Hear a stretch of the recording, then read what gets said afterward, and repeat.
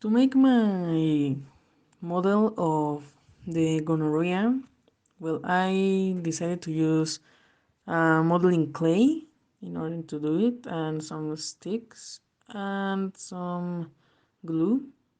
Now, first thing I did was form two, well, make a model of the virus itself or the bacteria. And first I grabbed some red clay, and after that I made two spheres. After that I merged them and stick them to one of the wooden sticks. And then I added some little details like those little hairy things that the bacteria has. And then I put it on my base, which was some paper board, I think it's called. But well, I put it in the base, and then I did a little model of how it looks when it's affecting the back of your throat. And after that, I just added some information like the name of the disease, the bacteria, and signalize how it looks when you are infected with the bacteria. And here's a photo of me with the model almost finished to prove that I did it. Well, the process of making this thingy was kind of tricky because at first I needed to find the correct color to represent the dermatological measure because the virus didn't have like an exact color. I searched for it and it didn't appear. So, in general, it was just molding, plastiline, and that's it.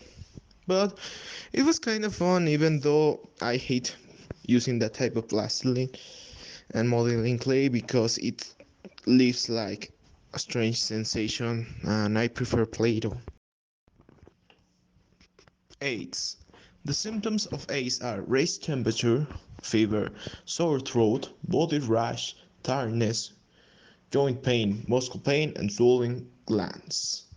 The treatment can be antiretroviral medications which works by stopping the virus replicating in the body. This allows the immune system to repair itself and prevent further damage. And the agent is the human immunodeficiency virus, the HIV. To do the model of herpes, first I use a clay or red clay, well, more pink than red, to create what is the virus, the herpes virus. That is the one that i- con- is the one that causes the herpes. Then I used a stick, a wood stick, to maintain the model of the herpes virus, and and then I use more clay, more pink clay, combining it with red and orange to create what is the infected area of the herpes and how it is portrayed in the human body. Then I just put the names of what is the area and the herpes virus to identify what is one and what is the other. For the first model, first I made two balls with plasticine to represent the bacteria. Then with a toothpick I made a few lines and at the end I painted. For the representation on the skin, I used plasticine to make the skin and small balls of plasticine that I finally painted. For the second model for the bacteria, I used plasticine and I modeled it to make tubes. I roll it up and it was thus in a spiral. For the representation on the skin, first with plasticine I made the skin.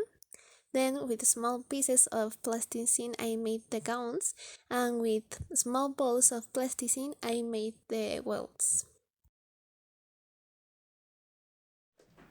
To create this model of genital warts, I first research. I need my information to fill up the table, and I also search for some images for reference of all images, but I needed them anyways. So to start the model in itself, I first used a cardboard paper, white cardboard, so to base all the other clay. I also use clay and some colors.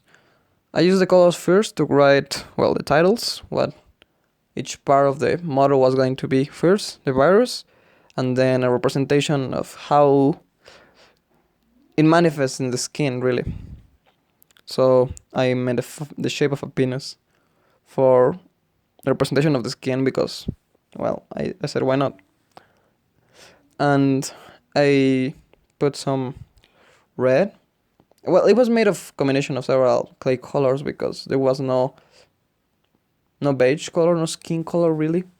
So I mixed some and later put a red clay over it so that it simulated the warts. It was fine. Then I did a virus. That was the one that I took the most time really. I did a ball. I also combined colors, blue and red, to get a nice purple. And later I put some little dots, some little blue dots to represent kind of like, because a ball will be very dull, really. So that's it. That's how I made my model.